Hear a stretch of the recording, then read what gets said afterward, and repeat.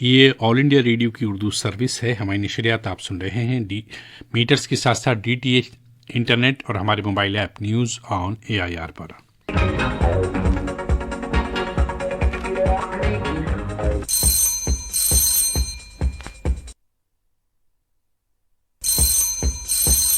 Hello doctor.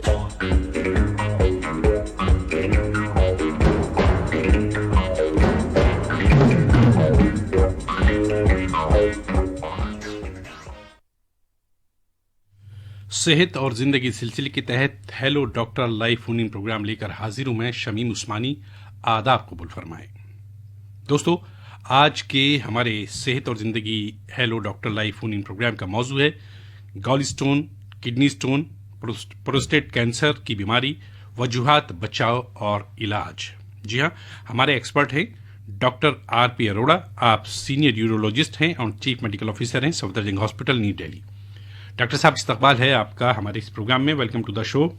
नमस्कार, सभी को मेरी तरफ से प्रणाम स्वीकार करें और एक शुभ कामना के साथ हम प्रोग्राम शुरू करने जा रहे हैं। बिल्कुल। एक साल पूरा कष्ट का रहा और अब हम उससे उबर रहे हैं। देश आगे बढ़ रहा है, वैक्सीनेशन शुरू हो चुका है।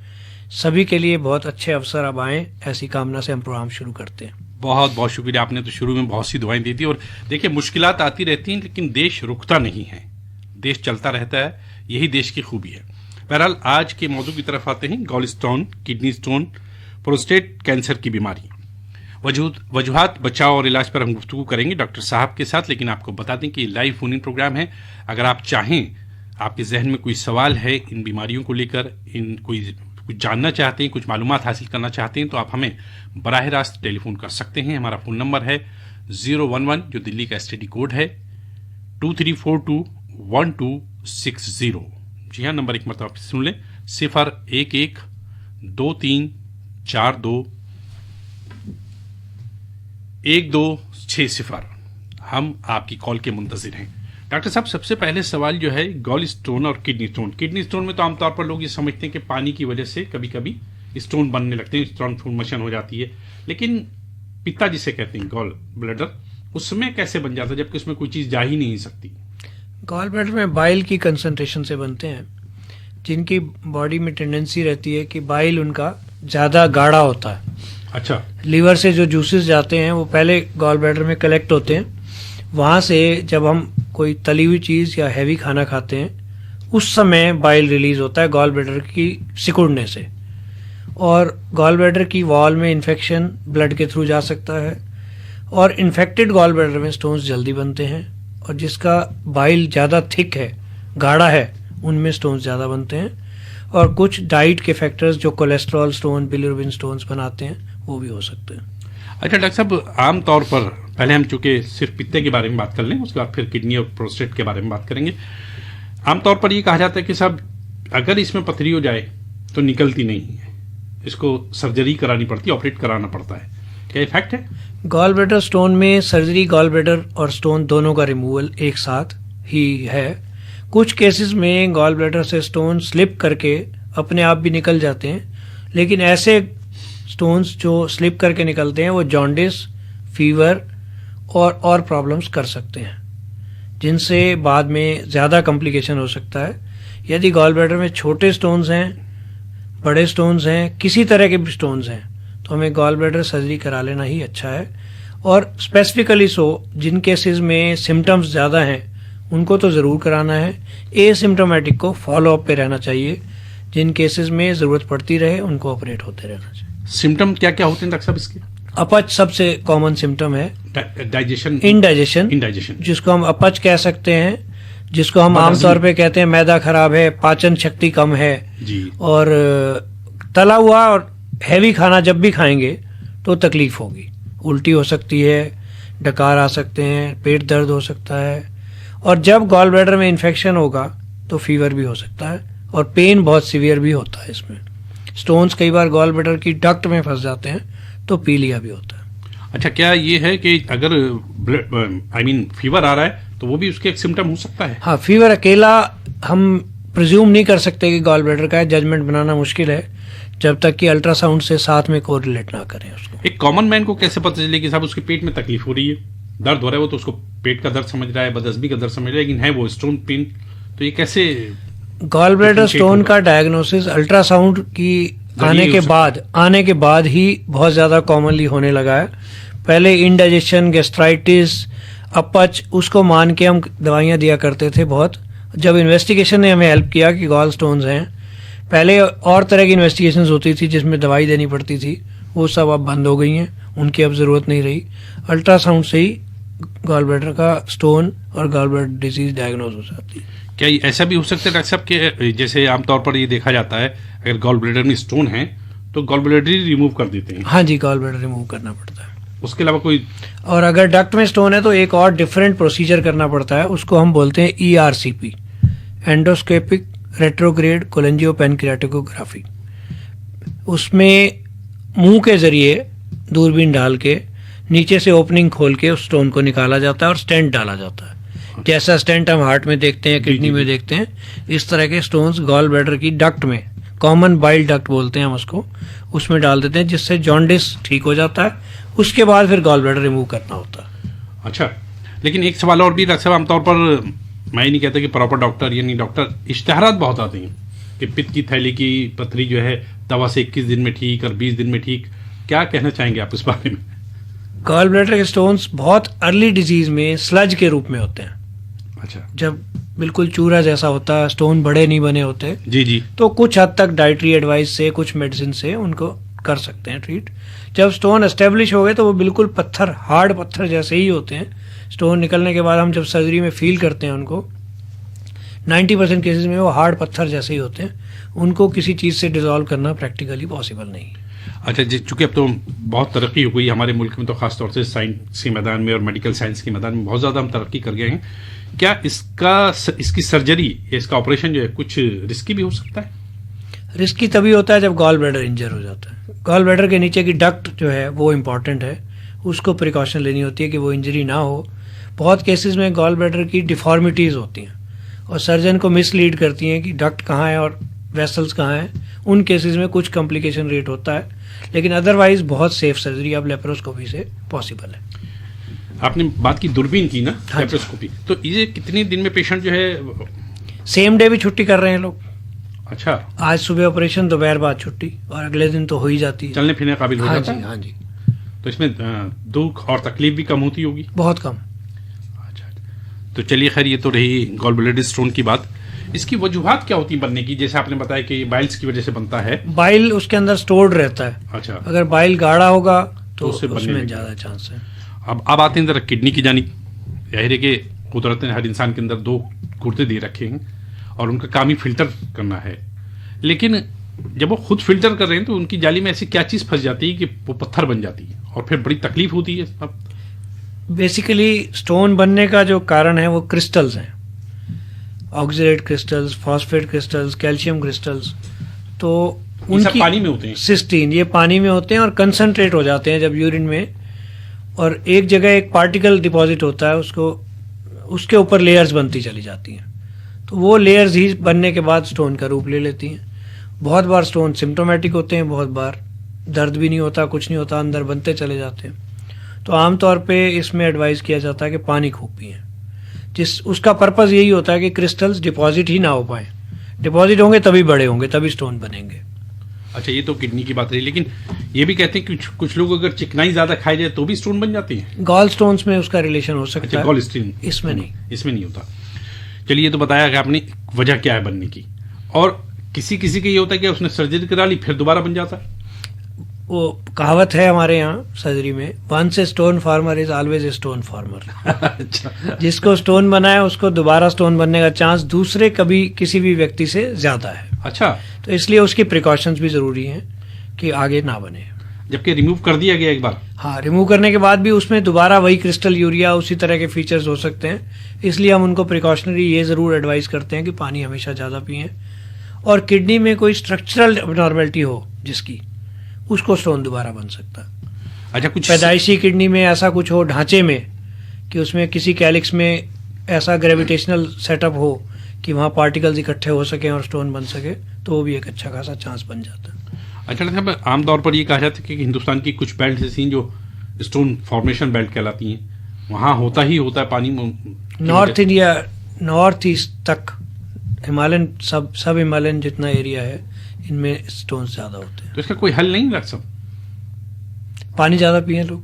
अच्छा, यही हल है, ये सबसे अच्छा हल है कि पानी ज्यादा पिए। और देखिए, और टाइम से डायग्नोसिस हो जिससे ट्रीटमेंट जल्दी हो सके। छोटे स्टोन्स में ट्रीटमेंट थोड़ा इजी है, जैसे बड़े हो जाते हैं फिर वो प्रोसीजर ज्यादा बढ़ जाता है। कभी कभी ये भी होता है स्टोन गुर्दे से निकल के यानी किडनी से निकल के वो पेशाब की नाली में फंस जाता है। हाँ, उसको हम यूरेटर बोलते हैं जी। किडनी से नीचे यूरेटर, यूरेटर के बाद ब्लैडर, ब्लैडर के बाद यूरेथ्रा, ये ट्रैक रहता है किडनी का। किडनी में जो स्टोन बनते हैं वही स्लिप होके यूरेटर में आते हैं और वही फिर ब्लैडर में जाके रुक सकते हैं। और अगर स्टोन का ब्लैडर में, हाँ, स्टोन का साइज अगर छोटा है तो पास आउट हो जाएगा, और अगर थोड़ा भी बड़ा है तो यूरेटर में फंसेगा पहले आके, और उससे किडनी में स्वेलिंग होगी जिसको हम हाइड्रोनेफ्रोसिस बोलते हैं। हाइड्रो यूरेट्रोनेफ्रोसिस मतलब यूरेटर और किडनी का स्वेलिंग होके उसमें पानी रुक जाना, यूरिन रुक जाना। अच्छा, जिसे पेशाब बंद करना जिसे कहते हैं। एक किडनी में अगर रुकावट होगी तो पेशाब तो नहीं बंद होगा, दोनों में रुकावट हो जाए, बाई चांस दोनों तरफ यूरेट्रिक स्टोन फंस जाए तब यूरिन रुक तो क्या डॉक्टर साहब ऐसा भी हो सकता है कि किसी के एक किडनी में स्टोन हो तो दूसरे में भी हो जाए, या दोनों में साथ आपस में इस बात की वजह से कि एक राइट में स्टोन है तो लेफ्ट में हो जाएगा, ऐसा नहीं है कोई रिलेशन। ऐसा नहीं है? नहीं। तो एहतियात तो आपने बहुत अच्छी और बहुत सस्ती सी बता दी कि पानी ज्यादा से ज्यादा पीते रहिए। अच्छा, अब आते हैं प्रोस्टेट की जानिब। कहते हैं प्रोस्टेट कैंसर के जो केसेस हैं वो बढ़ते जा रहे हैं, इसकी क्या वजह डॉक्टर साहब? प्रोस्टेट कैंसर के केसेस बढ़ रहे हैं या नहीं बढ़ रहे हैं, इसको हम और तरीके से देखें तो जल्दी समझेंगे। जी जी। पहले से हमारी लाइफ एक्सपेक्टेंसी बढ़ी है और प्रोस्टेट कैंसर में साइंटिफिकली एस्टेब्लिश हो चुका है विद द एडवांसिंग एज इसकी इंसिडेंस बढ़ती है, प्रेवलेंस बढ़ती है। जितनी एज हमारी ज़्यादा होती जाएगी उतने चांसेस होते जाएंगे प्रोस्टेट कैंसर मिलने के। और प्रोस्टेट कैंसर बहुत केसेस में एसिम्प्टोमेटिक विदाउट एनी हार्म पूरी लाइफ पड़ा रहता है और ख़त्म हो जाती है अपने आप बात, कुछ भी ट्रीटमेंट किए बगैर। बाद में हम कभी किसी पेशेंट में प्रोस्टेट बायोप्सी करते, प्रोस्टेट पोस्टमार्टम के दौरान देखते हैं तो उसमें कैंसर मिलता है। क्या पोस्टमार्टम ये सब भी चेक होता है? किसी का अगर होगा बाई चांस, जितनी एडवांस एज होगी उतने ज़्यादा प्रोस्टेट कैंसर्स मिलेंगे। अच्छा, यानी कि इसका एक एस्टेब्लिश्ड देखा गया है इस चीज़ को कि with the advancing as prostate cancer की इंसिडेंस प्रेवलेंस बढ़ती है जैसे जैसे एज बढ़ती जाए। हाँ जी, तो लाइफ एक्सपेक्टेंसी बढ़ने से एक कारण तो ये हुआ। दूसरा कारण है कि अब असेसमेंट होने लगी है। एक समय था, मैं अपनी एक छोटी सी घटना सुनाऊंगा तो जल्दी समझेंगे लोग। जी जी। फाइनल ईयर MBBS में मेरे को जो मेडिकल केस मिला, सर्जरी केस में, उस पेशेंट को प्रोस्टेट की प्रॉब्लम थी लेकिन उसने मुझे एग्जामिन नहीं करने दिया प्रोस्टेट। तो मेरे एग्जामिनर ने पूछा कि आपने एग्जामिन नहीं किया इसको? मैंने कहा ही डिड नॉट अलाउ। क्यों नहीं अलाउ किया? प्रोस्टेट के सिम्टम्स तो थे but he took it as कि ओल्ड एज के कॉमन सिम्टम्स है, ये प्रॉब्लम थोड़ी है कोई। तो इसलिए उन्होंने मुझे एग्जामिन ही नहीं करने दिया पेशेंट ने। वो उन्होंने कहा ये तो उम्र में हर किसी को बार बार यूरिन आना, रात को उठना, धार कम होना, ये तो कॉमन बात है, तो इसको मैं प्रॉब्लम मान ही नहीं रहा, तो इसके लिए क्या एग्जामिनेशन और क्या ट्रीटमेंट। तो एक अवेयरनेस जो हुई है हमारी प्रोस्टेट के प्रति, उसका भी कंट्रीब्यूशन है कि हम प्रोस्टेट की डिजीज और उसी में से फिर प्रोस्टेट कैंसर के केसेस ज़्यादा देख पा रहे हैं। वेरी गुड, बहुत अच्छी बात बताई आपने। यकीनन सामीन के लिए फ़ायदेमंद रही होगी। लेकिन एक सवाल मेरे जहन में भी आ रहा है कि एक आम आदमी कैसे समझे कि उसे प्रोस्टेट की प्रॉब्लम हो गई है? एक एज फैक्टर क्या आपने बताया इसमें है? यूजुअली 50 प्लस में सिम्टम्स ज़्यादा होते हैं, आने शुरू होते हैं। कॉमन सिम्टम रहेगा फ्रीक्वेंसी सबसे पहले, जिसको हम बोलते हैं इरिटेटिव सिम्टम्स। ब्लैडर को इरिटेशन होगा, आपको यूरिन जाना पड़ेगा बार बार और रात को भी उठना पड़ सकता है, उसको नॉक्चूरिया बोलते हैं। नॉक्चूरिया और फ्रीक्वेंसी ये अर्ली सिम्टम्स हैं। उसके बाद सिम्टम शुरू होंगे ऑब्स्ट्रक्टिव, जिसमें यूरिन का फ्लो कम होगा, और फिर ऑब्स्ट्रक्टिव सिम्टम ज़्यादा सीवियर हो जाएंगे तो यूरिन फ्लो बिल्कुल बंद भी हो सकता है और रिटेंशन हो सकती है। ब्लैडर फुल हो जाएगा, यूरिन पास नहीं कर पाएगा पेशेंट, तो इमरजेंसी में फिर कैथेटराइजेशन करके फिर सर्जरी प्लान करके प्रोस्टेट की सर्जरी करनी पड़ सकती है। सर्जरी के अलावा इसका कोई इलाज नहीं है? प्रोस्टेट की मेडिसिन बहुत अच्छी हैं है। हाँ, बॉर्डर लाइन केसेस में हम मेडिसिन से ही ट्रीटमेंट करते हैं, जिसमें अल्फा ब्लॉकर्स हम बोलते हैं, और एक ड्यूटास्ट्राइड मेडिसिन है जो प्रोस्टेट साइज श्रिंक करती है। ये दोनों मेडिसिन के कम्बिनेशन आजकल यूज़ होते हैं। जिनमें प्रोस्टेट का वो एरिया जो कंसर्न्ड है यूरिन फ्लो के लिए, जिसमें से यूरिन होके आना है, उस रास्ते को खोलना करती हैं, जिससे यूरिन इजीली आने लगता है और फिर इरिटेटिव सिम्टम्स भी थोड़ा सेटल होते हैं, जिससे फ्रीक्वेंसी भी कम होती है, फ्लो बेटर होता है, एक बार में बेटर एम्प्टिंग हो जाती है ब्लैडर की, तो और अच्छा लगता है पेशेंट को, दोबारा नहीं जाना पड़ता। दूसरी मेडिसिन डूटास्ट्राइड, वो प्रोस्टेट साइज श्रिंक करती है, लेकिन लंबा समय उसको लेना पड़ता है, तभी उसका फायदा होता है। अच्छा डॉक्टर साहब, जैसे आपने बताया कि धार की बात आप कह रहे हैं कि प्रेशर कम हो जाता है, ये अंदाजा कैसे लगाई कि आम आदमी के मेरे पेशाब का प्रेशर जो है कम हो? ये आपने जो पूछा है एग्जैक्टली इसी चीज़ को मैं पेशेंट को समझाया करता हूँ कि उनसे पूछता हूँ कि जो आज से कुछ साल पहले आपका यूरिन फ्लो था, मैं कल परसों महीने की बात नहीं करता, कुछ साल पहले जैसा फ्लो होता था क्या वैसा है? इस सवाल से वो जल्दी आंसर कर पाते हैं। अच्छा, यदि हम बोलते हैं कि फ्लो कम हो गया क्या, कुछ उनको कुछ ज़्यादा नोटिस नहीं होता, क्योंकि ओवर द ईयर्स ग्रेजुअली उनको ये हैबिट पड़ जाती है धीरे-धीरे कि ऐसा ही फ्लो है। और जो मैंने पहले बात कही है कि ओल्ड एज में तो घटना ही है, तो वो नॉर्मल फिनोमेना मान के बहुत सारे पेशेंट उसको इग्नोर करते हैं, जबकि इग्नोर नहीं करना चाहिए। इग्नोर नहीं क्या ये कभी कभी खतरनाक सूरत भी इख्तियार कर सकता है? ब्लैडर में यूरिन रुक जाएगा, इन्फेक्शन हो जाएंगी, प्रॉब्लम आ सकती है। पोस्ट वाइड रेजिडुअल यूरिन एक टर्म मैं बोलना चाहूंगा, थोड़ा सा इस तरफ ध्यान देंगे तो समझ पाएंगे। जी तफसील से आप बताएंगे, हमारे सामने बहुत तवज्जो से ब्लैडर भरा हुआ है जी। हमने यूरिन पास किया, उसके बाद कुछ यूरिन ब्लैडर में रह गया, वो कितना रह गया ये हमें इनडायरेक्टली सजेस्ट करेगा कि कितना ऑब्स्ट्रक्शन प्रोस्टेट कर रहा है। अगर ज्यादा रह गया तो वो स्टेगनेंट वाटर की तरह, पानी रुके हुए पानी की तरह से इन्फेक्ट हो जाएगा और इन्फेक्शंस फिर तंग करेंगे, उसमें स्टोन भी बन सकता है। फिर ये बड़ा मसला है।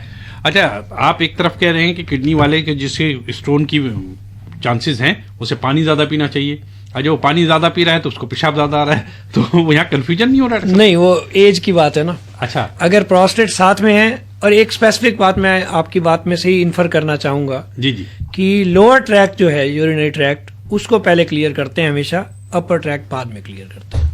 अच्छा, अगर किसी को प्रोस्टेट और किडनी स्टोन दोनों हैं तो डेफिनेटली प्रोस्टेट का ट्रीटमेंट पहले होगा। अच्छा, प्रोस्टेट ट्रीटमेंट नहीं करेंगे तो स्टोन का रिकरेंस होता रहेगा, हम स्टोन बार बार करते रहेंगे ट्रीट, जी और बार बार होता रहेगा, unless we treat the prostate and the obstructive reason. अच्छा, एक आमतौर पर ये भी कहा जाता है प्रोस्टेट की बीमारी जो खवातीन में यानी लेडीज में नहीं होती? लेडीज में ये ग्रंथि नहीं होती, पौरुष ग्रंथि इसका नाम है हिंदी में, प्रोस्टेट इज पौरुष ग्रंथि, सिर्फ मेल्स में मिलेगा? मेल्स में होता है। अच्छा, तो एक तरह से कहा जाए तो यहाँ वो सेफ हैं। उनकी अलग प्रॉब्लम्स हैं यूरिनरी, वो भी 2 मिनट उस पर भी लगाएंगे। जी बताएं। उसमें उनको इनकंटिनेंस की प्रॉब्लम ज्यादा होती है, फ्रीक्वेंसी इनकंटिनेंस, अर्ज इनकंटिनेंस, जैसे किसी को खांसी के साथ यूरिन लीक करना, जी उस तरह की प्रॉब्लम्स उनकी ज्यादा होती हैं, आदमियों की कम होती हैं, क्योंकि उनका स्फिंक्टर उतना अच्छा नहीं होता है। जी हमारे साथ एक कॉलर लाइन पर मौजूद हैं, आइए पहले उनसे सुन लें क्या पूछना चाहते हो। हेलो सर, नमस्कार। नमस्कार जी। शबीर उस्मानी साहब है? जी मैं बोल रहा हूँ, आप बताएं कौन सा बोल रहे हैं, कहाँ से बोल रहे हैं? अनिल कौशल इंदौर से। जी अनिल कौशल जी, कैसे हैं आप? बिल्कुल अच्छे सर, और इस वक्त हम बैंक में ड्यूटी पे है, वहीं से।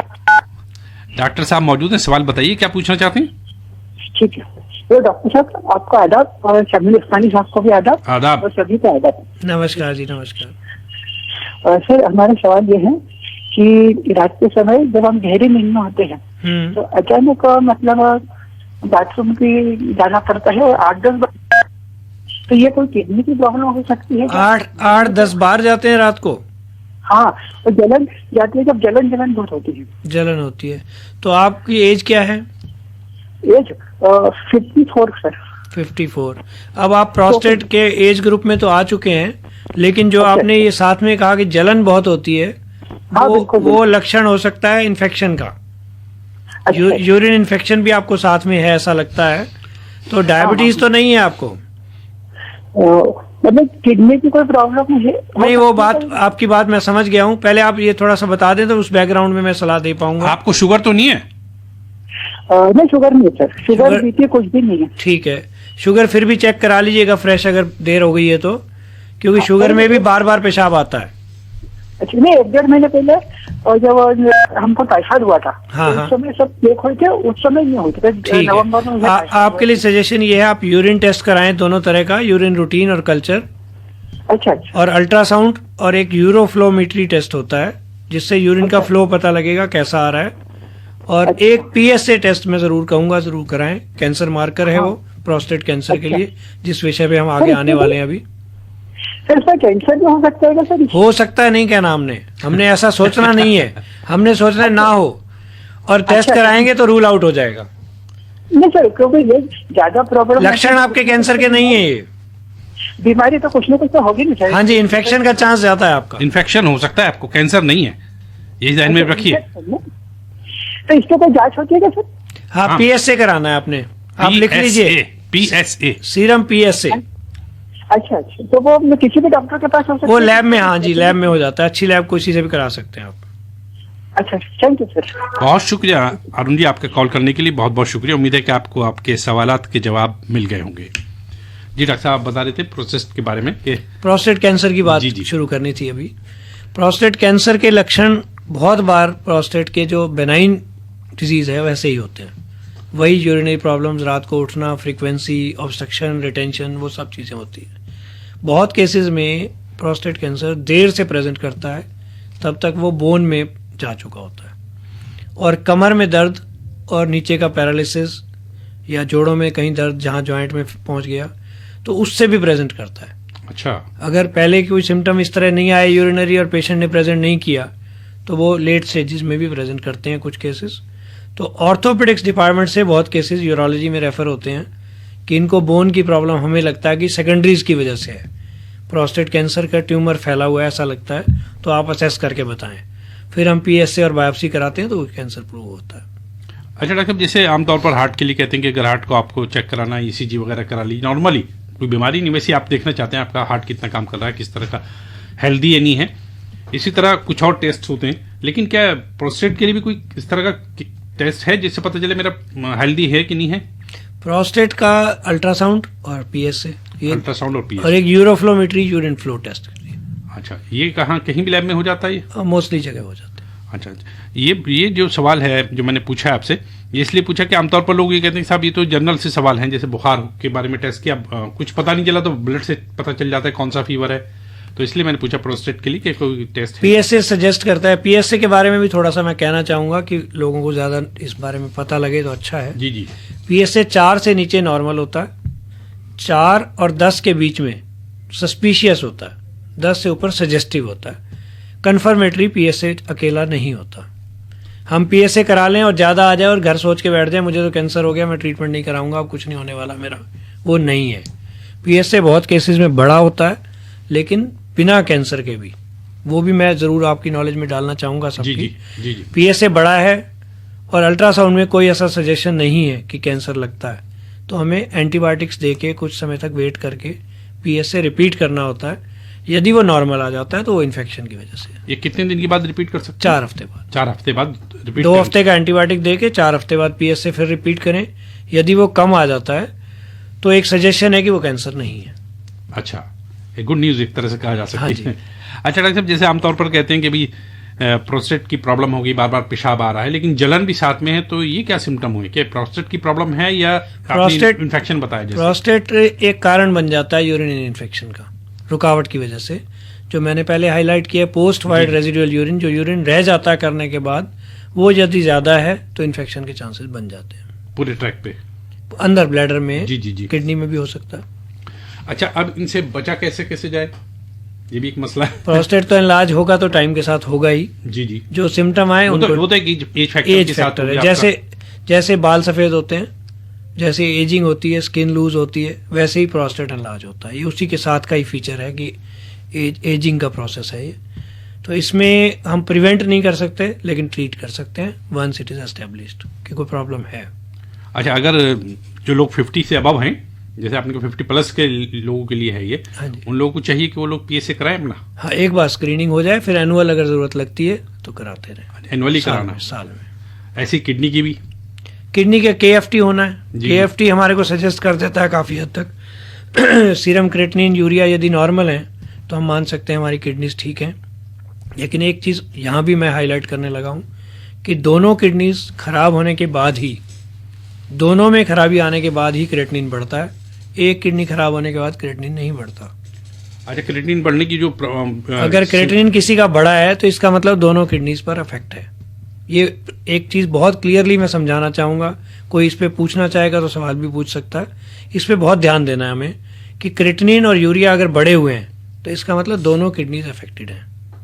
वो किसी भी रीजन से हैं, परमानेंटली डैमेज हैं, टेम्परेली डैमेज हैं, लेकिन जो भी है दोनों किडनी पर असर और ये भी जरूरी है कि अगर वो इन्फेक्टेड है तो स्टोन हो ही उसमें। हाँ, स्टोन और इन्फेक्शन दोनों चीजें अलग भी हैं, इकट्ठे भी होती हैं। अच्छा, इकट्ठे भी हो सकते हैं। हाँ जी, इन्फेक्टेड किडनीज में स्टोन ज्यादा बनते हैं, स्टोन वाली किडनीज ज्यादा इन्फेक्ट होती हैं। ये रिलेशन भी है। अच्छा। तो आमतौर पर जो आपने बताई वजूहत कि भाई किडनी में तो ये प्रॉब्लम हो सकती है, प्रोस्टेट की ये वजह है, इनसे बचा कैसे जाए? सबसे पहले गॉल स्टोन के बारे में बात करें, कैसे बचें? गॉल स्टोन में तो फैट अवॉइड कम करें, फैट कम करें खाने में, और बल्कि मील्स ना लें।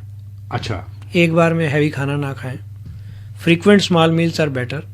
उसमें डायबिटिक पेशेंट्स के लिए न्यूट्रिशन के हिसाब से, हेल्थ के हिसाब से small frequent meals are better to digest और इजीली एसिमुलेट होते हैं, बॉडी में यूज होता है सब चीज़। फिर सामीन, आपको बता दें कि इस वक्त आप सुन रहे हैं सेहत और जिंदगी सिलसिले के तहत live phone in programme hello doctor. आज का हमारा मौजू है gallstone, kidney stone, prostate cancer की बीमारी, वजूहात, बचाव और इलाज। और हमारे एक्सपर्ट हैं doctor RP Arora, senior urologist and chief medical officer, Safdarjung hospital, New Delhi. आप भी अगर चाहें तो इस मौजू पर मालूमात हासिल कर सकते हैं। हमारा फोन नंबर है 011-2342-1260। इस नंबर पर डायल कीजिए, कॉल कीजिए और बराह रास्त डॉक्टर साहब से अपने सवाल का जवाब पूछिए।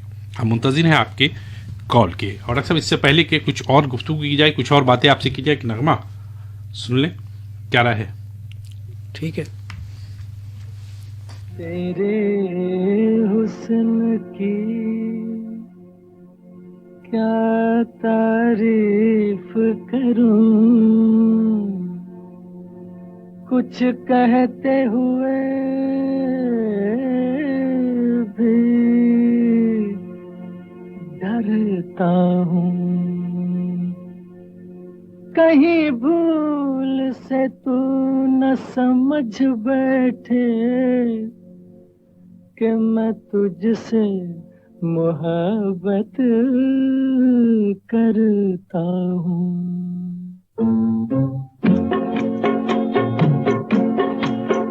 तेरे हुस्न की क्या तारीफ करूं, तेरे हुस्न की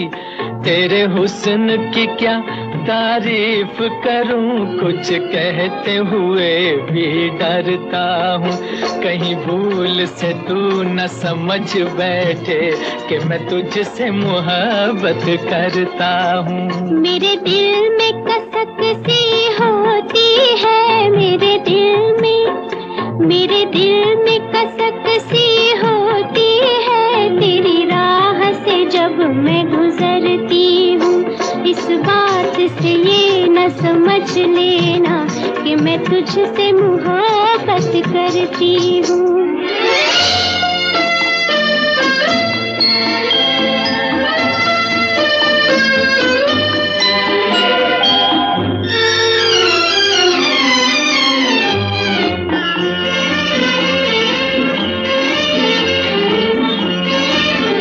तेरी बात में गीतों की सरगम, तेरी चाल में पायल की छम छम।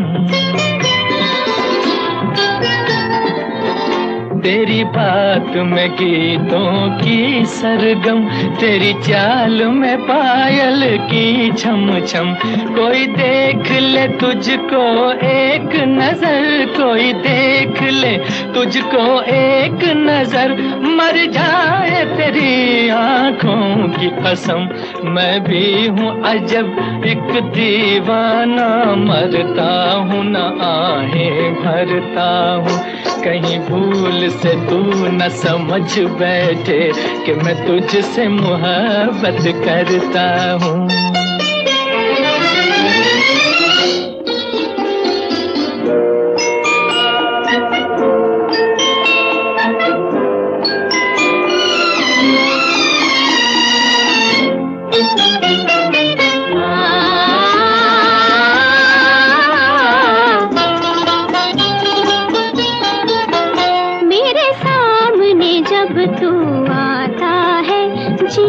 धक से मेरा हो जाता है।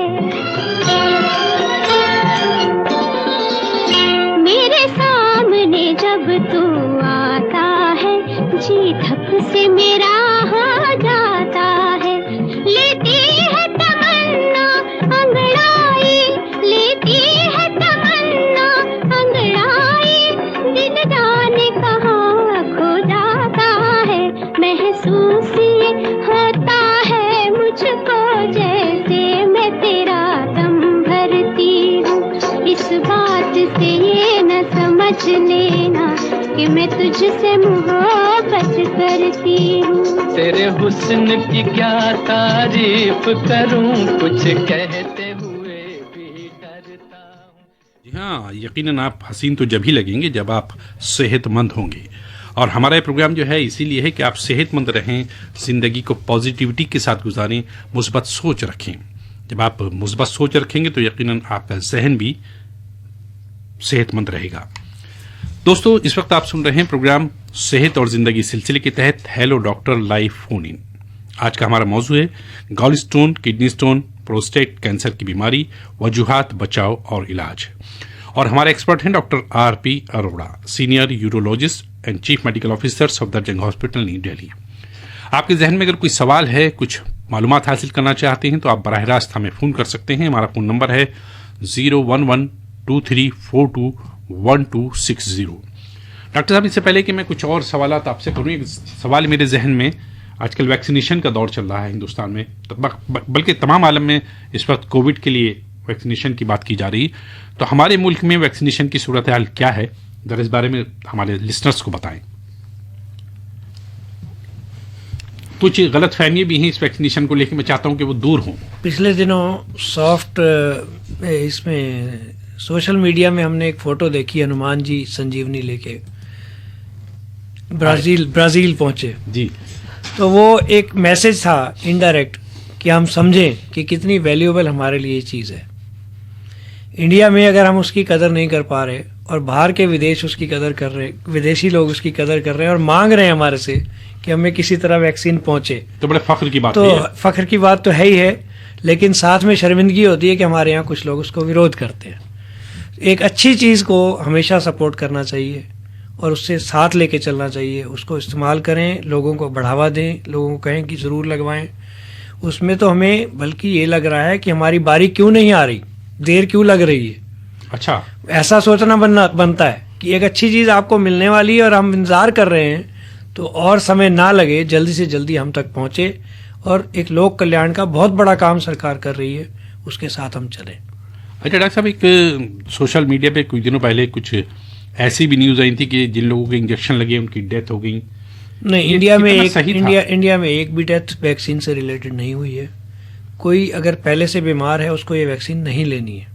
कोई अगर पहले से बीमार है, जिसको ऑलरेडी निमोनिया है, सांस की तकलीफ चल रही है, कुछ और तकलीफ चल रही है, डायबिटीज अनकंट्रोल्ड है, बिल्कुल 500-600 शुगर चल रही है, किसी का ब्लड प्रेशर अनकंट्रोल्ड है, किसी हार्ट की प्रॉब्लम अनकंट्रोल्ड है, कोई दवाई नहीं खाई अपनी टाइम पे किसी ने, उसको प्रॉब्लम हो गई, तो उसको वैक्सीन से कोरिलेट करना और अनड्यू उस पर इशू बनाना जायज़ नहीं है। ये जो वैक्सीनेशन है, ये कहते हैं कि 2 सर्किल हैं, ये 2 दफा लगेगा ये। हाँ, एक 0 डे और एक 28th डे पे। अच्छा, किन किन लोगों को लगेगा? बच्चों को, बड़ों को, बूढ़ों को, सबको लगेगा? प्रेग्नेंट लेडीज और नहीं लगेगा, और फीड करने वाली लेडीज, बच्चे छोटे, उनको अभी नहीं लगा रहे हैं, और जिनको एक्टिव कोरोना है उनको नहीं लगा रहे हैं। अच्छा, जो भी जिनको 1 महीना से ज्यादा टाइम हो चुका है उनको लगेगा। कोई खतरा नहीं है? खतरा किसी तरह का नहीं है, क्योंकि ऑब्जर्वेशन में भी रखते हैं, पूरा प्रिकॉशंस ली जा रही हैं, और thousands of people, now millions of people have accepted it, और उनको कुछ नहीं हुआ है। तो हम अपने आप को नेगेटिविटी से दूर लाएं और इसको एक्सेप्ट करके ऑनर करें और देश का गौरव बढ़ाएं। बिल्कुल सही कहा डॉक्टर साहब आपने, जो नेगेटिविटी बढ़ गई है उसको दूर करें, और उसको दूर करने का सबसे आसान तरीका ये कि पॉजिटिव सोचें। ये वैक्सीन हमारे लिए नहीं बल्कि तमाम आलम के लिए एक नेमत बनकर आई है। जब बाहर के ममालिक मांग रहे हैं और इतनी बड़ी तादाद में हम दे भी रहे हैं, तो यकीन कीजिए ये हमारे लिए एक बहुत बड़ा खुदा की तरफ से तोहफा है। इसे एक्सेप्ट कीजिए, लगवाइए। जो लोग लगवा सकते हैं आराम से, उनको लगनी चाहिए। और हम तो ये चाहेंगे कि जिस तरह हमने पल्स पोलियो का जो था उसको कामयाब पोलियो एरेडिकेशन हम कर पाए इसी वैक्सीन के माध्यम से ही, और आज जो हमारे पास हर्ड इम्यूनिटी अचीव हो रही है उसको वैक्सीनेशन बहुत बड़ा बूस्टर देने जा रहा है। जैसे वैक्सीनेशन हो जाएगा तो हम डिजीज फ्री भी हो सकते हैं। तमाम मुल्क में तमाम शहरियों को लगेगा ये? हाँ, आखिर तो सबको लगना है, लेकिन पहले हेल्थ वर्कर्स, फिर फ्रंटलाइन वर्कर्स। इस तरह से उन्होंने, गवर्नमेंट ने जो पॉलिसी बनाई है बड़ी प्रैक्टिकल सोच से बनाई है कि अगर डॉक्टर्स ही बीमार हो रहे थे, नर्सेज ही बीमार हो रही थी, हेल्थ केयर वर्कर ही बीमार हो रहे थे, तो केयर करने के लिए हमारे पास स्टाफ की कमी हो रही थी। क्वारंटाइन जाना पड़ता था, डेथ्स भी हुई, लोगों को खोया भी सही। तो पहले हम उनको इस लायक करें कि वो दूसरों के जीवन में खुशी ला सकें, तो इसलिए हेल्थ केयर वर्कर्स को प्रायोरिटी दी गई है। इसको भी किसी और तरह से नहीं लेना चाहिए कि पहले इसने क्यों नहीं लगवाया, पहले उसने क्यों नहीं लगवाया। वो भी एक बड़ी नेगेटिव सोच है। ये सोचना चाहिए कि प्रैक्टिकल आंसर है इस बात का कि हेल्थ केयर वर्कर्स प्रायोरिटी की गई है, तो वो भी किसी वजह से की गई। बहुत शुक्रिया, बहुत इंपॉर्टेंट बात बताई आपने वैक्सीनेशन के हवाले से। लेकिन चलिए हम वापस अपने प्रोग्राम की जानिब आते हैं। एक कॉलर हमारे साथ लाइन पर मौजूद हैं। Hello hello. नमस्कार। नमस्कार नमस्कार। जी, ये पथरी के लिए मतलब क्या एहतियात बरती जाए कि जिससे मतलब ये समस्या आप लोगों को। कौन साहब बोल रहे हैं, कहाँ से बोल रहे हैं, जरा अपने बारे में तो बता दीजिए। मैं राजू अग्रवाल बोल रहा हूँ, राजाराम नगर देवास से साहब। अच्छा, देवास से राजू अग्रवाल जी। हाँ, ये मध्य प्रदेश में है। जी जी जी जी, मालूम है, देवास मध्य प्रदेश में है। डॉक्टर साहब मौजूद हैं, क्या पूछना चाहते हैं आप पथरी से? हाँ जी, ये मतलब इसकी समस्या नहीं हो, इसके लिए क्या खान पान, अपना को खान पान में क्या एहतियात बरतना चाहिए? कहाँ की पथरी की बात कर रहे हैं आप? है? गुर्दे की पथरी की बात कर रहे हैं या? हाँ हाँ हाँ, उसकी पथरी की बात। हाँ जी, नमस्कार। हाँ पथरी की प्रिवेंशन के लिए, बचाव के लिए सबसे जरूरी है कि आप पानी ज्यादा पिएं। हाँ जी। टमाटर, मेथी, पालक, इस तरह के खाने से ज्यादा बनती है पथरी। और दूध वाले प्रोडक्ट्स बहुत एक्सेसिव लेने से भी बनती हैं। हाँ चॉकलेट्स, ड्राई फ्रूट्स भी ज्यादा लेने से बनती हैं। ये सब चीजें आप कम मात्रा करें, और अगर इनको कम ना कर पाएं तो परहेज के मायने नहीं है कोई। परहेज तभी कारगर होगा जब आप पानी भी खूब पिएं और इसका भी ध्यान रखें। हाँ जी, शुक्रिया बहुत बहुत आपका कॉल करने के लिए राजीव अग्रवाल जी। उम्मीद है आपको आपके सवाल का जवाब मिल गया होगा। जी डॉक्टर साहब, हम बात कर रहे थे वैक्सीनेशन की, खैर मुकम्मल हो गई थी हमारी बात, लेकिन अब चूंकि कुछ एहतियात आपने अभी भी बताई, जैसे मेथी, पालक, इनमें ऑक्जेलेट्स होते हैं। अच्छा, और ऑक्जेलेट स्टोन्स बनते हैं इनसे। तो इनसे कहाँ के? किडनी स्टोन के लिए ये जो आपने एहतियात बताई किडनी स्टोन के लिए बताई कि ये चीजें ना खाएं, पानी ज्यादा पिए। अगर लेना भी है तो पानी अगर ज्यादा पी रहे हैं तो क्रिस्टल्स डिपॉजिट नहीं हो पाएंगे, हम अवॉइड कर पाएंगे। तो ड्राई फ्रूट्स के बारे में आपने बताया? हाँ, ड्राई फ्रूट्स में भी रिस्ट्रिक्शन है थोड़ा। बहुत ज्यादा लेने वालों को ज्यादा चांसेस होते हैं। अगर कोई ड्राई फ्रूट ज्यादा लेता है, जैसे आमतौर पर तो सर्दी में कहते हैं भाई ड्राई फ्रूट्स खाने ही चाहिए। थोड़ा बहुत लेने में कुछ नहीं होगा, और अनलेस पानी कम करेंगे तब प्रेसिपिटेट होंगे। पानी अगर पूरा पीते रहेंगे तो फिर ये कोई प्रॉब्लम नहीं है, इसमें थोड़ी बहुत ढील हो तो सकती है। एक तरह से कहा जाए तो बुनियादी चीज जो है वो पानी है। हाँ, किडनी स्टोन से पानी का काफी रिलेशन है। और गॉल ब्लैडर स्टोन की तो कोई वजह है ही नहीं, वो तो बाइल्स की वजह से होता है। तो अब मैं ये पूछना चाहता डॉक्टर साहब, जिन लोगों का गॉल ब्लैडर नहीं रहता, रिमूव कर दिया। अच्छा, मैं अपना सवाल बाद में पूछूंगा, पहले एक लिसनर हमारे साथ मौजूद है। हेलो हेलो हेलो जी। हेलो हेलो हेलो डॉक्टर साहब नमस्कार। नमस्कार जी, नमस्कार। हाँ नमस्कार। ये डॉक्टर साहब, एक तो ये है कि वो ओल्ड एज में जो है पेशाब रुक रुक के आता है जी, और पेशाब करने के बाद में भी थोड़ा सा रुक जाता है, तो क्या कोई बीमारी है? और एक है गदूद की बीमारी का, क्या वास्तव में ऑपरेशन ही होता है या कुछ और भी दवाइयों से ठीक हो जाता है? आप कौन बोल रहे हैं, कहाँ से बोल रहे हैं? हाँ जी, मैं सुरेश कुमार बोल रहा हूँ, दिल्ली से ही बोल रहा हूँ मैं। अच्छा सुरेश जी, कितनी उम्र है आपकी? मेरी जो है कि 65-66 साल है। हाँ जी, आप एज ग्रुप में प्रोस्टेट के हैं, और गदूद जो बोल रहे हैं वो प्रोस्टेट का ही दूसरा नाम है। आम भाषा में गदूद बोलते हैं, हिंदी में पौरुष ग्रंथि बोलते हैं। अच्छा, ये जो आपने लक्षण बताए हैं कि पेशाब रुक रुक के आता है और रुक भी जाता है कभी, ये प्रोस्टेट के ही लक्षण है। अच्छा, तो इसका क्या वो आपको जांच के बाद पता लगेगा कि ऑपरेशन से काम होगा या दवाई से भी हो सकता है। अच्छा, अगर आपका यूरिन फ्लो बहुत कम होगा तो ऑपरेशन होगा। अगर थोड़ा सा कम होगा, बॉर्डर लाइन होगा, तो दवाई से भी काम चल सकता है। अच्छा, दवाई से भी काम चल सकता है। हाँ जी। कहाँ रहते हैं आप? इधर दिल्ली में ही रहता हूँ मैं। नहीं, दिल्ली कहाँ पर? सराय रोला। सराय रोहिला। सफदरजंग हॉस्पिटल कभी आ जाइए दिखाने। अच्छा जी, ठीक है। ये तो बहुत अच्छी बात बता दी डॉक्टर साहब, आपने दिल्ली वालों के लिए खुशखबरी है। बहुत बहुत शुक्रिया सुरेश जी आपका कॉल करने के लिए। और डॉक्टर साहब ने आपको बता दिया, आप चाहें तो सफदरजंग हॉस्पिटल जाके कांटेक्ट कर सकते हैं डॉक्टर साहब से। वहाँ किस डिपार्टमेंट में जाना डॉक्टर साहब? यूरोलॉजी डिपार्टमेंट में आप जा सकते हैं और मुकम्मल चेकअप करा सकते हैं।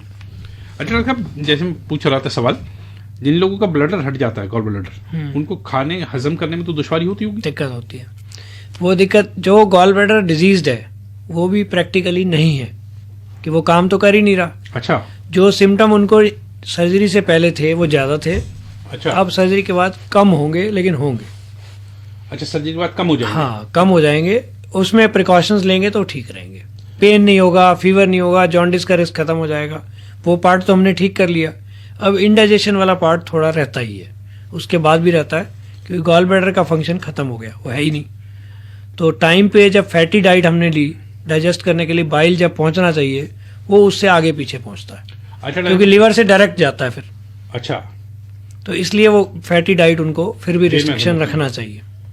और बाकी ये कहते हैं कि इसका भी कोई एज से इसका ताल्लुक है? इसका तो किसी भी एज में इसका रिलेशन है फीमेल फर्टाइल फैटी लेडीज को ज्यादा होता है। अच्छा। और आदमियों में भी होता है, लेकिन आदमियों में कम चांस होता है, लेडीज में ज्यादा होता है। ये गॉल ब्लैडर स्टोन? हाँ जी। अच्छा, ये बहुत अहम बात बताई आपने। 40 फीमेल्स फर्टाइल लेडीज के लिए। ओहो, तो खवातीन खास तौर पर इस बात का ख्याल रखें। हमारे डॉक्टर साहब ने क्या अहम बात बताई है कि फैटी चीजें न खाएं, फैटी जो होंगे उनको ज्यादा चांस रहता है। हाँ जी। वाह। तो इनसे बचने के लिए क्या करें खवातीन? एक्सरसाइज वगैरह या? गॉल ब्लैडर से प्रिवेंशन के लिए बहुत ज्यादा कुछ नहीं है, अगर होगा तो होगा, लेकिन ये है कि अपना डाइट प्रिकॉशन लें। हेल्दी डाइट लेना हर चीज के लिए अच्छा है। अच्छा है, हर पॉइंट से अच्छा। चलिए, एक और कॉलर हमारे साथ लाइन पर आ गए हैं, जरा उन्हें सुन लें। हेलो, नमस्कार डॉक्टर साहब। नमस्कार, कौन सा बोल रहे हैं? सर मैं सनाव से हुकुमचंद कटारिया, जिला खरगोन, मध्य प्रदेश से बोल रहा हूँ सर। जी नमस्कार जी। सर ये जो कार्यक्रम आप जो दे रहे हैं सर रेडियो के माध्यम से, उर्दू सर्विस से, जी बहुत ही लाजवाब है, क्योंकि इसको घर बैठे हम लोगों को जानकारी लग जाती है। बहुत शुक्रिया और आपका। आज का विषय भी बहुत ज्यादा आज का गंभीर विषय है कि गुर्दे की पथरी के विषय में। तो सर ये जो गुर्दे की पथरी जब हमें हो जाती है तो हम किन लक्षणों के कारण इसको पता लगा पाएंगे कि ये गुर्दे की पथरी है, और इसका क्या सरल उपाय है सर? गुर्दे की पथरी दर्द से ही आती है, पता लगता है सामने। तो ज्यादातर केसेस में दर्द होता है, कुछ केसेस में दर्द नहीं भी होता है। ऐसा नहीं है कि दर्द हुआ है तो पथरी होगी और पथरी में दर्द होगा ही होगा, दोनों बातें ऐसा नहीं है। दर्द सर ये पेट में ही होता है कि और कहीं पेट में? कमर की एक साइड से शुरू होके आगे की तरफ दर्द आता है जी सर, और नीचे पेशाब के रास्ते तक जा सकता है। जी सर। तो क्या उपाय करें सर कि ये मतलब नहीं हो तो अच्छा है? नहीं होने के लिए मैंने डाइट चार्ट बताया आपको, जो जो चीजें प्रिवेंशन करनी है वो करें, पानी ज्यादा पीते रहें। और जो इंडिया में अभी तक हम थोड़ा सा उस चीज में पीछे हैं कि रूटीन चेकअप की हमने आदत नहीं डाली। हाँ नहीं सर, ये तो सर, और आदमी डरता भी है सर इस बात से कि कहीं डॉक्टर बता नहीं दे कि पथरी हो गई। सबसे खराब बात यह है कि डॉक्टर ये ना बता दे मुझे कैंसर हो गया इसलिए इलाज ही मत करो। बिल्कुल बिल्कुल सर, मतलब ये डॉक्टर बता देगा शुगर निकल गई तो फिर मेरे को सारी लाइफ का परहेज लग जाएगा। डॉक्टर बता देगा ब्लड प्रेशर हो गया तो सारी लाइफ दवाई खानी पड़ेगी। ये इसी का दूसरा एंगल ये है कि हम समझें कि दवाई लग गई टाइम से तो हम बच गए। वाह साहब, ये तो आप लोग तो बहुत जागरूकता के लिए ये कार्यक्रम देते ही हैं सर। फिर भी सर मतलब मैं कई लोगों से मिलता हूँ तो वो यही जिज्ञासा रहती है, मतलब लोग आखिरी स्टेज तक बता नहीं पाते डॉक्टर साहब को। ब्लड प्रेशर और शुगर में तो मैं रोज देखता हूँ ये बात कि दवाई हमेशा के लिए लग जाएगी जी, फिर तो हाँ आमतौर पर यही कॉन्सेप्ट है। बीमारी लग गई है उसकी चिंता नहीं है, दवाई लग जाएगी उसकी चिंता है। नहीं सर, भगवान के बाद तो आप लोगों का ही नंबर है सर। बहुत बहुत धन्यवाद जी। बहुत शुक्रिया आपका, आपने कॉल किया, बहुत अच्छा लगा और यकीनन डॉक्टर साहब ने आपके सवाल का तसल्ली बख्श जवाब दे दिया। बहुत शुक्रिया जी। डॉक्टर साहब बात कर रहे थे उसके गॉल ब्लैडर के हवाले से। तो खाना अगर हजम देर में होगा तो उससे तो और भी परेशानी हो सकती है, इसीलिए स्मॉल फ्रीक्वेंट मील्स। अच्छा, बार बार खाएं। हाँ, थोड़ा खाएं एक बार में, बहुत भर पेट ना खाएं। और किस तरह की एहतियात लेने की जरूरत है? हमारे प्रोग्राम में भी 15 मिनट बाकी। हाँ, तली हुई चीजें ज्यादा नहीं अवॉइड करें। हाँ। तली हुई चीजें, चिकनी, मसालेदार, इजीली डाइजेस्टेबल फूड अच्छा रहेगा, कोई दिक्कत ये आपने एक बहुत अच्छी बात बताई, इजीली डाइजेस्टेबल फूड जो जल्द हजम हो जाए। हाँ जी। इसमें भी क्या ऐसा हो सकता है कुछ सब्जियों, कुछ उसका वेजिटेरियन? नहीं, इसमें कोई ज्यादा रिलेशन नहीं है। किडनी में है वो। नॉन वेज में फिर घी वगैरह ज्यादा डलता है, ऑयल, वो तो फिर फैटी हो ही जाता है, हैवी मील हो जाता है। हाँ जी, हैवी। तो इसलिए उससे बचना चाहिए। अच्छा, जैसे ये प्रोस्टेट कैंसर के बारे में बात हो रही है, लोगों में कैंसर को लेके वैसे ही बहुत खतरनाक एक इम्पैक्ट है लोगों के जहन में कि साहब खुदा न खास्ता किसी को हो गया तो समझ लो जिंदगी से गया वो। तो क्या इसको हम तोड़ सकते हैं, इस इम्पैक्ट को, इस इमेज को खत्म किया जा सकता है? बिल्कुल। प्रोस्टेट कैंसर रिलेटिवली कम रिस्की है दूसरे कैंसर से, जैसे ओरल कैंसर है, ब्लड कैंसर है, लंग कैंसर है, लीवर कैंसर है। ये बहुत जल्दी और बहुत ज़्यादा खराब कर सकते हैं। प्रोस्टेट कैंसर ग्रेजुअली धीरे धीरे चलता है और बहुत कम केसेस में डैमेज तक पहुंचता है अगर ट्रीटमेंट टाइम से शुरू हो जाए तो। और जिनका स्टेज 1 में, अर्ली स्टेज में डिटेक्ट हो जाता है और ट्यूमर प्रोस्टेट ग्लैंड तक सीमित है, पूरे प्रोस्टेट ग्लैंड को निकाल के हम पेशेंट को ट्यूमर फ्री भी कर सकते हैं। अच्छा, कैंसर फ्री हो जाता है पेशेंट, उसके बाद उसका कैंसर क्योर हो जाता है, ट्रीट नहीं, क्योर हो जाता है। हाँ, तो ये एक एडवांटेज है अर्ली डायग्नोसिस की, जो मैं पहले भी 2-3 बार ये पॉइंट स्ट्रेस किया है कि हम रूटीन चेकअप को महत्व दें, उसकी तरफ ध्यान दें। अच्छा, रूटीन चेकअप के लिए कहीं भी किसी भी लैब में कराया जा सकता है? किसी सरकारी हॉस्पिटल में? किसी डॉक्टर से मिले, वो एडवाइस कर देगा प्रोस्टेट के लिए क्या स्क्रीनिंग करनी है, किडनी के लिए क्या स्क्रीनिंग करनी है, हार्ट के लिए, ब्लड प्रेशर के लिए, शुगर के लिए क्या स्क्रीनिंग करनी है। 40 ईयर्स के बाद तो वैसे भी बहुत ज़्यादा ज़रूरी हो गया। इंडिया में हार्ट डिजीज़ की इंसिडेंस भी लोअर हो काफ़ी है वर्ल्ड से, अर्ली हार्ट डिजीज़ हो रही है। तो 40 के बाद तो हम एक रूटीन बनाएं कि एनुअल चेकअप करना ही है। एनुअल चेकअप कराएं। बहुत अहम गुफ्तगू की डॉक्टर साहब ने, बहुत अहम नुक्ते पे बात की कि 40 साल की उम्र पहुंचने के बाद हिंदुस्तानी हर मर्द और लेडी को, यानी खातून को, ये कोशिश करनी चाहिए कि सालाना तौर पर, जैसे कहीं पिकनिक के लिए प्लानिंग करते हैं, जैसे किसी घूमने फिरने जाने के लिए प्लानिंग करते हैं, अपने बर्थडे पे करें, सबसे अच्छा है। वाह, कभी भूलेगा भी नहीं। बहुत बढ़िया। डॉक्टर साहब ने तो नुस्खा भी बता दिया। देखिए, अपने बर्थडे पे आप ये रखिए कि आपको अपना मेडिकल चेकअप कराना है, आपकी वेलबींग और लॉन्ग लाइफ के लिए गारंटी करिए, सबसे अच्छा, हर साल रिन्यू करिए उसको। वाह वाह, बहुत खूब। एक सवाल और भी डॉक्टर साहब मेरे जहन में आ रहा था, जैसे लीवर कैंसर के बारे में आप अभी बात कर रहे थे, इसकी वजह क्या गॉल ब्लैडर स्टोन भी हो सकती है? लीवर कैंसर, क्योंकि कहीं मैंने अगर सेकेंडरी कैंसर है लीवर में, तो वो गॉल ब्लैडर कैंसर से जा सकता है, ऐसे रिलेशन है। और गॉल स्टोन्स अगर लंबे समय तक रहते हैं, कुछ केसेस में कैंसर भी कारण बनते हैं। हाँ, यही मैं पूछना चाह रहा था। गॉल स्टोन्स की वजह से गॉल ब्लैडर का कैंसर और उसकी सेकेंडरीज लीवर में, डायरेक्ट इफेक्ट नहीं है, इनडायरेक्ट है उसका रिलेशन। कुछ स्टोन साइलेंट भी होते हैं डॉक्टर साहब? हाँ, बहुत स्टोन साइलेंट होते हैं। गॉल ब्लैडर में बहुत लोगों के स्टोन्स 50 ईयर्स 60 ईयर्स की एज तक, कई सालों से होते हैं, कोई सिम्टम नहीं होता। उन लोगों को कई बार हम सिर्फ फॉलोअप भी रखते हैं, कोई ट्रीटमेंट एडवाइस नहीं करते, सर्जरी वगैरह कुछ नहीं। लेकिन ये कैसे कंफर्म हो कि साहब इसकी स्टोन साइलेंट थी और अचानक एक्टिव हो गए? जब पेन होगा तो पता लग जाएगा, इंडाइजेशन होने लगेगा, पेन अफारा होने लगेगा, दर्द होने लगेगा। राइट साइड जहाँ लीवर होता है वहाँ दर्द होता है इसका। अच्छा, और इसकी सर्जरी कितने दिनों में करानी चाहिए? जैसे आई डायग्नोज हुआ कि स्टोन है, जब एक्यूट स्टेज में डायग्नोज होता है तो उसमें 2 मत हैं, या तो 6 हफ्ते का गैप देके करते हैं, कुछ लोग उसी दिन भी करना प्रेफर करते हैं। अब पहले स्टैंडर्ड था कि 6 हफ्ते बाद ही करना है, अभी आजकल एक्यूट स्टेज में भी करने लगे। जब दर्द हो रहा हो, जब दर्द है, एक्यूट कोलिसिस्टाइटिस है, जी, उस टाइम भी कुछ लोग करते हैं ऑपरेट। तो वो उसमें कोई नुकसान तो नहीं होता? पहले तो ये कहते थे जब दर्द होता है तब, उसके बाद 6 हफ्ते गैप देते थे, जी, रेस्ट देके टिश्यूज को हीलिंग होने देते थे, उसके बाद करते थे। दोनों ओपिनियन है अभी। यही ठीक है, सेम किडनी में भी? दोनों, किडनी में नहीं, किडनी में तो जितना जल्दी करेंगे उतना अच्छा। चलिए, हम अपनी बात जारी रखेंगे। कॉलर हमारे साथ मौजूद हैं। हेलो।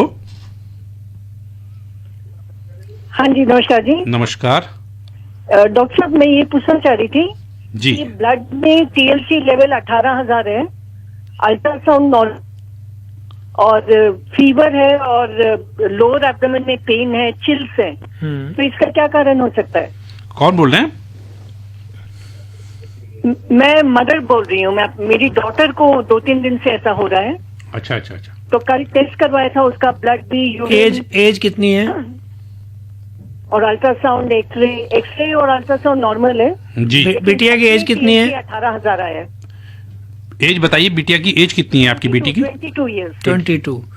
इसमें यूरिन इन्फेक्शन का चांस काफी है। अगर लोअर एब्डोमिनल पेन है तो हम ये समझ सकते हैं, नाभि से नीचे दर्द है ना, जी जी जी। तो उसमें ब्लैडर में इन्फेक्शन हो सकता है, डाइट में होता है। ब्लैडर में इन्फेक्शन हो सकता है, सिस्टाइटिस हो सकता है ये। अच्छा। और जो ब्लड काउंट ज्यादा है वो भी इस फेवर में है, और जो चिल्स हो रहे हैं साथ में वो भी इसी फेवर में है, यूरिन इन्फेक्शन। हाँ जी। मान लो यूरिन में पस्टल्स नहीं भी आते हैं तो भी इस केस में एक एंटीबायोटिक कोर्स जरूर डॉक्टर की सलाह से आप लें। उसका कारण है कि ब्लड में तो इन्फेक्शन है ही है, ब्लड काउंट रेज्ड है। तो यूरिन इन्फेक्शन उसका रीजन है, या चेस्ट में खांसी वगैरह तो नहीं है? नहीं, खांसी नहीं है। बस ठीक है, फिर आप यूटीआई की लाइन पे इन्वेस्टिगेट करके यूरिनरी ट्रैक्ट इन्फेक्शन, और उसके लिए ट्रीटमेंट करना होगा, एंटीबायोटिक्स देने होंगे इनको। एंटीबायोटिक्स, हाँ जी। Thank you doctor. Thank you जी, बहुत शुक्रिया आपका कॉल करने के लिए। जी डॉक्टर साहब, आप हम अपनी गुफ्तगू जारी रखें। तो हम बात कर रहे थे कि लीवर उससे कैंसर हो सकता है अगर, हाँ जी, सेकेंडरीज हो सकती हैं लीवर में। सेकेंडरीज और ट्यूमर जगह से भी आती हैं, काफी ट्यूमर्स इंटेस्टाइन्स के। क्योंकि एक केस ऐसा आया कि उनकी थी तो ब्लडर में पथरी, लेकिन शायद वो स्टक हो गई है, क्या हुआ या टाइम ज्यादा लग गया? गॉल ब्लैडर में पथरी के साथ उनको ट्यूमर भी होगा, उसी का ट्यूमर का सेकेंडरीज लीवर में आई होंगी।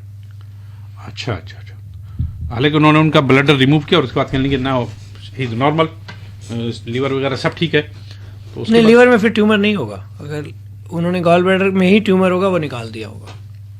ऐसा हो जाता है? हाँ जी। तो ट्यूमर भी हो जाता है गॉल ब्लैडर में? होता है, कॉमन है, वो भी काफी मैलिग्नेंसी है, लेडीज में ज्यादा होता है। अच्छा, तो इसका डायग्नोस करके तो अल्ट्रासाउंड के थ्रू? अल्ट्रासाउंड बहुत अच्छी इन्वेस्टिगेशन है, अल्ट्रासाउंड ने ही गॉल ब्लैडर का रास्ता सीधा किया है।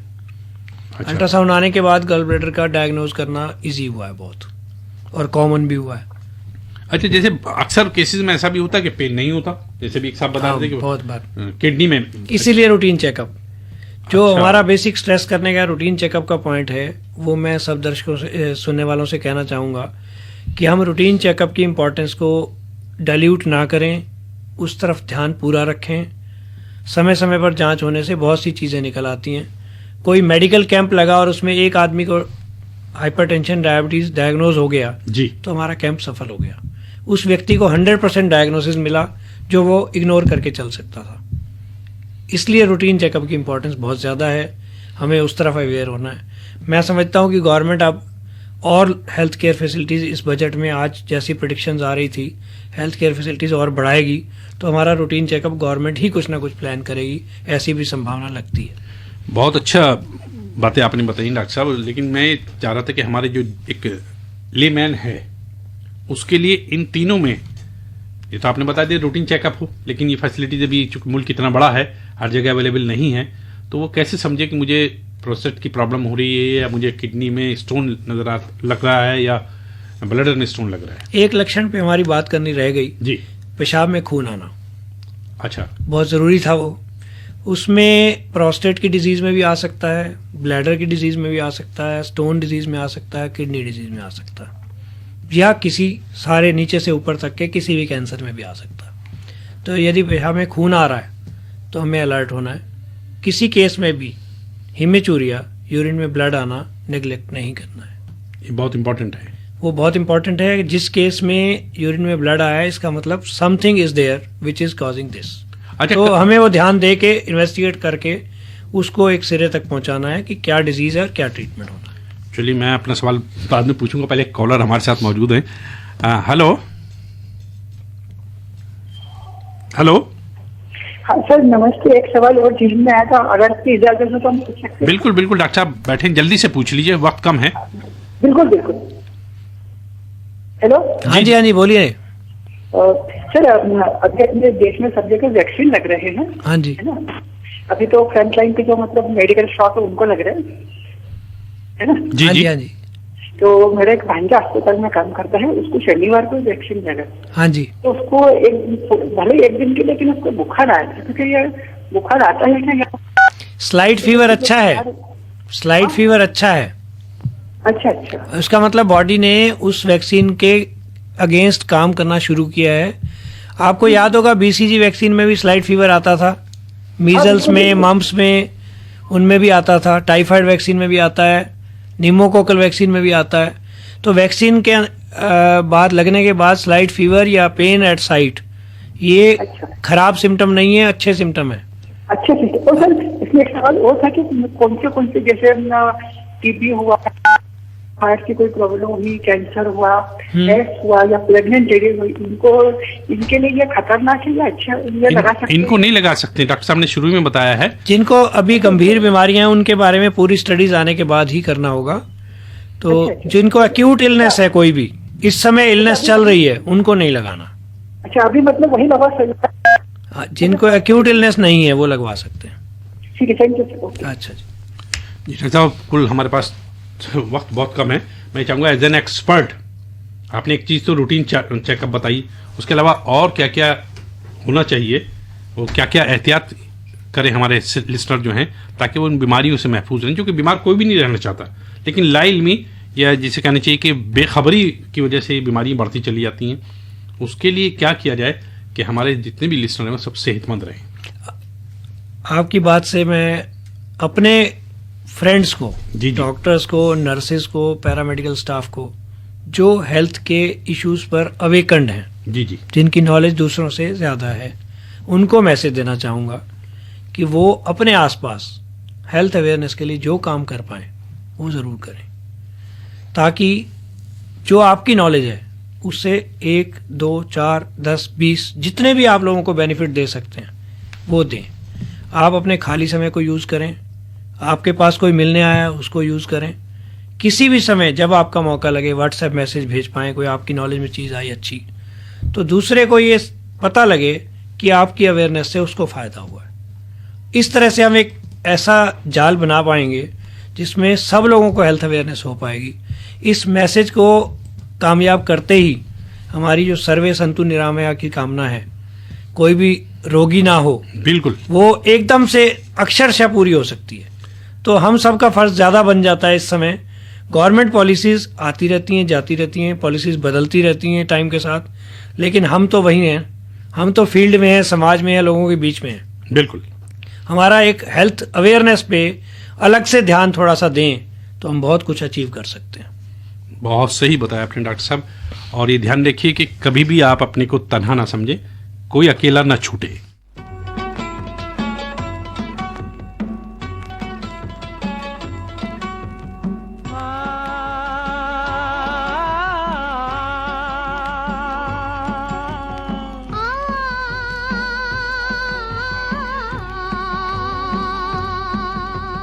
साथी हाथ बढ़ाना साथी रे, साथी हाथ बढ़ाना साथी रे, साथी हाथ बढ़ाना साथी रे, साथी हाथ बढ़ाना साथी रे, साथी हाथ बढ़ाना साथी रे, साथी हाथ बढ़ाना साथी रे।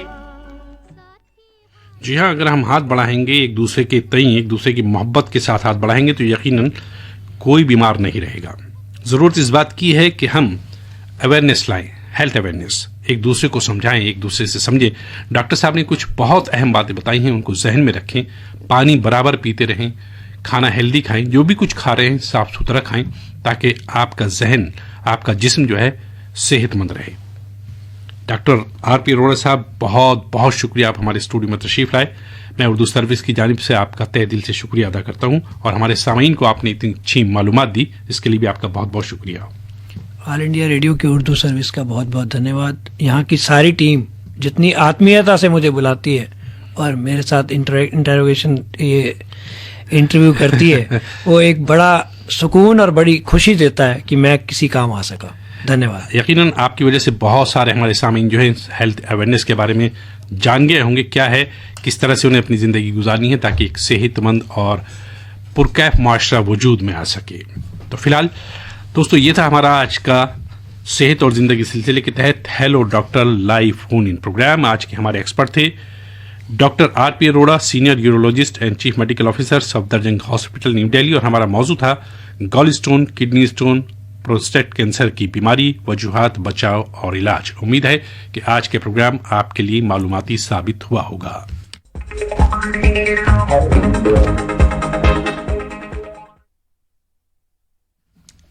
ये ऑल इंडिया रेडियो की उर्दू सर्विस है। हमारी नशरियात आप सुन रहे हैं मीटर्स के साथ साथ DTH, इंटरनेट और हमारे mobile app news on AIR पर।